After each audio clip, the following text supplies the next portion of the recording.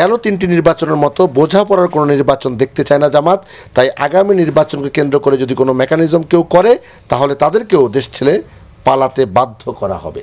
কঠিন কথা।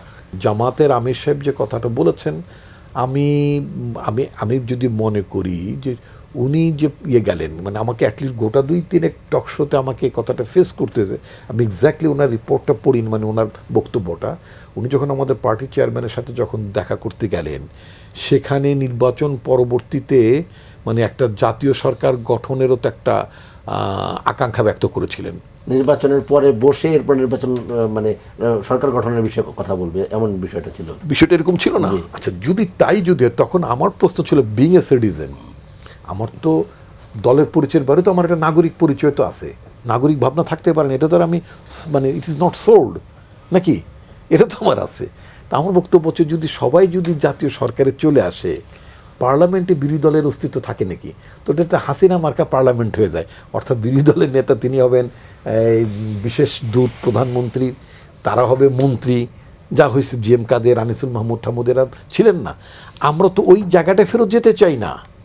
এই 5ই আগস্টের যেই কার্যকর সংসদ, 5ই আগস্টের যে একটা অভ্যুত্থান হলো, এত মানুষের আত্মদান, এত মানে এটা তো নারী, মানে আমরা তো নারীদের কথা ভুলে যাই, খালি ছাত্র জনতা বলি। এই যে আমাদের অনেক নারীর অবদান ছিল বিগত অভ্যুত্থানটায়। মানে সকল শ্রেণী পেশা, পুরুষ নারী সবাই মিলে সবাই এটাকে নিজেদের দায়িত্ব মনে করেছিলেন এই ফ্যাসিস্ট সরকারটাকে ক্ষমতা থেকে নামানোর জন্য। তো তার সেই আকাঙ্ক্ষার পরে কি আমরা আবার ওই একটা আমি ডামি সরকার নাকি? মানে কি কোনো বিরোধী দল থাকবে না? What is this? এটা কোনো কথা হলো নাকি? বিরোধী দল থাকবে, শক্তিশালী বিরোধী দল থাকবে, সরকারকে আপনি অ্যাকাউন্টেবল করেন, সরকারের পলিসিগুলোকে ট্রান্সপারেন্সির মধ্যে আনার চেষ্টা করেন, চাপ সৃষ্টি করেন, তাই না? তাহলে তো একটা ভাইব্রেন্ট মানে পার্লামেন্ট হতে পারে। বিরোধী দল তো সারা পৃথিবী তো মানে উন্নত দেশগুলো তো বিরোধী দল তো একটা মানে সরকারি অংশ এক হিসাবে। বিরোধী দল ছাড়া তো সরকার হয় না, সরকার না থাকলে বিরোধী দলও হয় না। তা আমরা সেই জায়গাটিতে না, যে ওই সপ্তাহখানেক আগে শুনলাম যে মানে আকাঙ্ক্ষা শুনলাম যে জাতীয় সরকার নির্বাচনের পরে সবাই মিলে একটা সরকার গঠন করার কথা শুনলাম। অন দ্য আদার হ্যান্ড 1 সপ্তাহ পরেই যখন আবার এই কথাটা, যেটা এটা আমার কাছে খুব ডিসেন্ট মনে হয়নি। I must say decent, not sound decent না। মানে পালাতে হবে কেন? আরে আমরা কি বানের জলে ভেসে আসা পার্টি নাকি? ওয়াই? আমরা আন্দোলন সংগ্রামের মধ্য দিয়ে আমরা মানে এই জায়গায় আসিনি নাকি? আমরা কি এন্টি পিপল রোল নিয়েছি? অবশ্যই। যারা এন্টি পিপল রোল নেবে, যারা গণবিরোধী অবস্থান নেবে, জনগণের শত্রুতে পরিণত হবে, তাদেরকে তো পালাতে হবে। যুগে যুগে পালাতে হয়েছে সব সময়, নতুন কোনো ব্যাপার না। কিন্তু BNP is a pro people party, I must সে। আমাদের পার্টির নেতা তারেক রহমান এই পর্যন্ত যতগুলো এখনও তো বিশদ, যেহেতু নির্বাচনের ফর্মালি এটা মানে এখনও মানে কার্যক্রম শুরু হয়নি, আমাদের পার্টির স্তরেই আপনারা জানতে পারবেন। মিন হোয়াইল আমাদের প্লেজেস, আমাদের প্রমিসেসগুলো আমরা তো মানে রাষ্ট্র কাঠামো সংস্কারের জন্য তো আমরা অনেকগুলো দফা দাবি পেশ করেছি। এর বাইরে আমাদের পার্টির চেয়ারম্যান তিনি কৃষকদের নিয়ে, সাধারণ জনগণকে দিয়ে, নারীদেরকে নিয়ে, স্বাস্থ্য নিয়ে নানা ইস্যুতে তিনি অনেকগুলো পরিকল্পনার কথা ইতিমধ্যে প্রকাশ করেছেন। তিনি তো বলেছেন যে আমার একটা মানে আমাদের একটা পরিকল্পনা আছে, সেটা কি জনগণকে নিয়ে, দেশকে নিয়ে, তাই না? তো সেইগুলো এগুলো যদি আপনি যদি মনে করেন, উনি বলেছেন যে প্রায় 20,000 মতো মানে খাল এগুলো সব দখল হয়ে গেছে, এগুলো জলাবদ্ধতা দূর করতে হবে, এগুলোকে নাব্যতা আনতে হবে, সচল করতে হবে। আপনি যদি বলেন যে না 20,000টা আপনি এই বছর করেন না পরের বছর থেকে করেন, ইত্যাদি ইত্যাদি, আপনি পলিসি শুধু আপনি মানে ডিবেট করতে পারেন, কিন্তু এখনই তো কথা বলার জন্য রাইট টাইম না। ইনফ্যাক্ট আমার কাছে যেটা মনে হয়েছে, আমি গতকালকে এক জায়গায় একটা আলোচনায় বলেছি, সেটা হচ্ছে তাদের মধ্যে 3টা জিনিস কাজ করছে।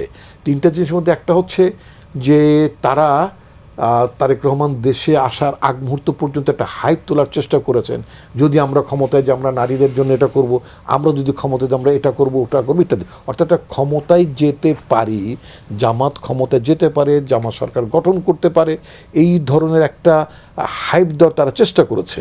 আচ্ছা, গেল এক, সে তারেক রহমান আসার পরে সেই হাইপ শেষ। Of course, I must say of course. আচ্ছা, গেল এক। এখন তারা নতুন করে যেটা বলেন, প্রশাসন বিএনপির দিকে ঝুঁকে পড়েছে, অথচ এই অভিযোগটা পত্রপত্রিকা নানা, শুধু জামাত বলছেন, এনসিপি বলছে, আসছি, এটা একটা ট্যাকটিক্স। আমি মনে, I must say this is a tactics. তাদের একটা নির্বাচন কেন্দ্রিক ট্যাকটিক্স। এই ট্যাকটিক্সটা আমি খুব খারাপ পড়তে, রাজনৈতিক কৌশলগুলো খেলা, তাই না? আপনি কত চমৎকার স্ট্র্যাটেজি নিতে পারেন, ট্যাকটিক্স গ্রহণ করে দেন, that is a different issue. এর আগে অভিযোগটা কি ছিল, প্রশাসনে জামাতের ভার, প্রশাসনের নানা জায়গায় জামাত ছড়িয়ে ছিটিয়ে গিয়েছে এবং জামাত প্রভাব বিস্তার করে, এই ধরনের অভিযোগ ছিল। এখন তারা যেটা কৌশলগতভাবে চিন্তা করলো যে এইটা উড়াই দিতে হবে, অর্থাৎ সোজা কথা মানে টার্ন দ্য টেবিলটা এখন উল্টাই দিতে হবে। তো তারা কিন্তু বিএনপির বিরুদ্ধে অভিযোগ করলো। এটা কেন বিএনপির বিরুদ্ধে অভিযোগ করলো, যেটা তারা বুঝতে পারছেন, অ্যাসেস করতে পারছেন নির্বাচনী ফলাফলটা তারা যেভাবে জনগণকে যেভাবে একটা ইমপ্রেশন দেওয়ার চেষ্টা করেছেন, ওই জায়গাটিতে 25শে ডিসেম্বরের পরে, 30শে ডিসেম্বরের পরে, 31শে ডিসেম্বরের পরে, মানে কথাগুলো প্রথমত তারেক রহমানের প্রত্যাবর্তন উপলক্ষে লাখো লাখো জনতার যে মানে উচ্ছ্বাস ঢেউ, দ্বিতীয়টা হচ্ছে আমাদের পার্টির চেয়ারপারসন, ইমিডিয়েট পাস চেয়ারপারসন, তার ইন্তেকালের পরে যেই মানে আপনার জানাজার নামে জনগণের যে মহামিলন ঘটেছে সারা দেশে, এই ধরনের একটা পরিস্থিতি পর্যবেক্ষণ করার পরে তারা ধরে নিয়েছে যে how the support BNP holds. এটা বোঝার পরে তখন তারা চিন্তা করলেন যে তাহলে এটা যদি বলে রাখি, তাহলে নির্বাচন যদি ফলাফল খারাপ হয় তাহলে বলতে পারবো যে আমরা তো আগেই বলেছিলাম প্রশাসনের মধ্যে বিএনপি ভর করে ফেলছে, প্রশাসনের সব বিএনপি, এই জন্য আমাদের ফলাফল খারাপ হয়েছে। একটা জিনিস খেয়াল রাখবেন, কোনো ছাত্র যখন লেখাপড়া ভালো থাকে না, প্রিপারেশন ভালো থাকে না, তখন কী বলে, মাথা ব্যথা করে, পড়তে মানে শরীরটা ভালো লাগতেছে না, মানে নানা ধরনের অজুহাত, তার মানে পরীক্ষা তো ভালো হবে না। এখন একটা আগাম একটু কিছু দিয়ে রাখতেছে, নির্বাচনে যখন ডাব্বা মারলে তখন কি করবে, যেসব ছেলেরা যখন পরীক্ষার ডাব্বা মারার আগে শরীর ভালো না, এটা না মুখ না নানান কথা বলে, আসলে তাদের প্রিপারেশন নেই। জামাত যেটা অ্যাডভান্স স্ট্র্যাটেজিতে বলছে যে প্রশাসন বিএনপির ঝুঁকে পড়েছে, ধরে নিচ্ছে যদি নির্বাচন খারাপ হয় তাহলে বলবো যে এরা ইঞ্জিনিয়ারিং করছে, আগেই বলে রাখছে। এরপরে যদি আরেকটা কথা বলছে যেটা সবচেয়ে অ্যালার্মিং, তাদের নায়েবে আমির সাহেব গতকাল বা গত পরশু বলেছেন, সেটা বলেছেন যে নির্বাচনে তারা এর আগে নির্বাচন তারা কি বলে 2007 নির্বাচনের আলামত দেখতে পাচ্ছেন। এই 2007টা কি, 2007টা তো একটা 111, 2007টা কি, 2007টা হচ্ছে সকল নির্বাচনের আয়োজন ছিল। নির্বাচনের আয়োজনের মধ্য থেকে হঠাৎ করে হুসেইন মোহাম্মদ এরশাদের মনোনয়ন যখন বাতিল হয়ে গেল, তখন আওয়ামী লীগ একটা প্লি খুঁজে পেল এবং বললো কি এই নির্বাচনে যাওয়া যাবে না, এই পুরো প্রশাসন বিএনপির দিকে ঝুঁকে গেছে, মানে এখন যেরকম বলতেছে, অতএব নির্বাচন বয়কট করলাম, উইথড্র করলাম, মার্কা টার্কা গেছে, পোস্টার লাগেছে, সব কিছু হয়ে গেছে, অল অন এ সাডেন তারা ব্যাক আউট করলো। একটা থ্রেট, প্রচ্ছন্ন একটা থ্রেট তারা দিয়ে রেখেছে। যদি দেখে যে ফলাফল খুব ভালো না, আগাম বলে রাখলো, কিন্তু এটা জনগণকে এত আতঙ্কের মধ্যে রাখার দরকারটা কি? জনগণ তো দীর্ঘদিন একটা নির্বাচন তো বঞ্চিত, একটা নির্বাচন হওয়া দরকার, একটা নির্বাচিত সরকার দরকার, একটা নির্বাচিত পার্লামেন্ট দরকার। আপনি সে গভর্নমেন্টটাকে অ্যাকাউন্টেবল করেন না, সে গভর্নমেন্টটাকে হেল্প করা দরকার। এখন সত্যি কথা, আমরা যদি দেশটাকে সবাই মিলে, তো আমাদের গড়তে হবে, ভালোবাসতে হবে দেশটাকে, তাহলে আমরা কি করতে পারি? সবাই মিলে একটা নির্বাচিত সরকার আসার পথকে প্রশস্ত করি, জনগণ যাকে ভোট দেয় তাকে আমরা ওয়েলকাম করি, এবং সেই সরকারকে আমরা জবাবদিহিতার মানে প্রতি মুহূর্তে জবাবদিহিতার মধ্যে রাখবো, এবং এমন একটি ব্যবস্থা করব যে সরকারকে প্রশ্ন করা যায়, প্রতি পদে পদে প্রশ্ন করা যায়। কারণ প্রশ্নহীন রাষ্ট্র, প্রশ্নহীন সমাজ আসলে কোনো গণতান্ত্রিক সমাজ নয়। আমরা সেই জায়গাটায় যেতে চাই।